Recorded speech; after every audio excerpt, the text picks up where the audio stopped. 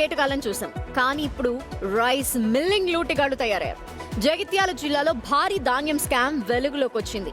పౌర సరఫరాల శాఖకు చెందిన సుమారు 87 కోట్ల రూపాయల విలువైన ప్రభుత్వ ధాన్యాన్ని రైస్ మిల్లర్లు అడ్డంగా పక్కదారి పట్టించారు.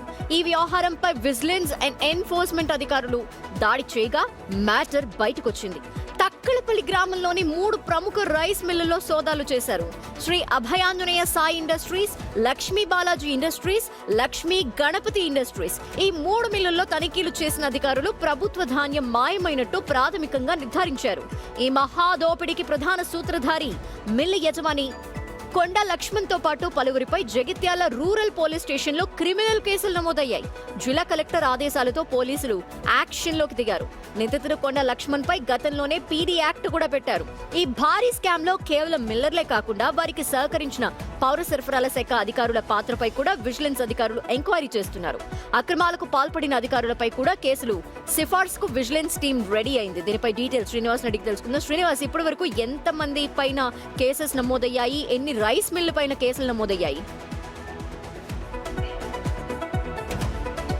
ధనలక్ష్మి, మొత్తంగా ఉమ్మడి కరీంనగర్ జిల్లా వ్యాప్తంగా ఉన్నటువంటి రైస్ మిల్లుల పైన అయితే ఇటు కొరడా జులిపిస్తున్నారు. ఇటు సివిల్ అధికారి ఏదైతే పౌర సరఫరాల అధికారి యొక్క అండదండలతోనే రైస్ మిల్లర్లు ఇటు ఏదైతే సీఎంఆర్ ధాన్యం కుంభకోణానికి పాల్పడ్డట్టు కూడా తెలిసినటువంటి పరిస్థితి. మొత్తంగా విజిలెన్స్ ఎన్ఫోర్స్మెంట్ దాడులు వరుసగా జరుగుతున్నటువంటి పరిస్థితుల్లో రైస్ మిల్లర్లు బెంబలెత్తిపోతున్నారు. మొత్తంగా ఉమ్మడి కరీంనగర్ జిల్లా వ్యాప్తంగా ఇప్పటి వరకు 100 కోట్ల పైగా కూడా అక్రమాలు జరిగినట్టుగా అయితే వెలుగులోకి వచ్చాయి. ముఖ్యంగా జగిత్యాల జిల్లాలోనే 87 కోట్ల సీఎంఆర్ ధాన్యాన్ని పక్కదారి పట్టించు అక్రమాలకు పాల్పడ్డారని చెప్పి ఇటు విజిలెన్స్ ఎన్ఫోర్స్మెంట్ నివేదికల్లో బట్టబయలైంది. ఇక్కడ ముఖ్యంగా జగిత్యాల జిల్లా లోపల ఉన్నటువంటి 3 రైస్ మిల్లులు ఏదైతే తక్కలపల్లి లోపల ఉన్నటువంటి అభయాంజనేయ, లక్ష్మీ బాలాజీ, లక్ష్మీ గణపతి ఇండస్ట్రీస్ లోపల పెద్ద ఎత్తున కూడా విజిలెన్స్ అధికారులు సోదాలు నిర్వహించారు. ఇక్కడ ఒక ప్రముఖ నాయకుడు ఎవరైతే లీడర్ ఉన్నారో ఆ లీడర్ యొక్క పాత్ర పైన పలు అనుమానాలు వస్తున్నాయి. మొత్తం ఆ లీడరు యొక్క అండదండలతోనే సివిల్ సప్లై యొక్క అధికారులు అతను చెప్పినట్టుగానే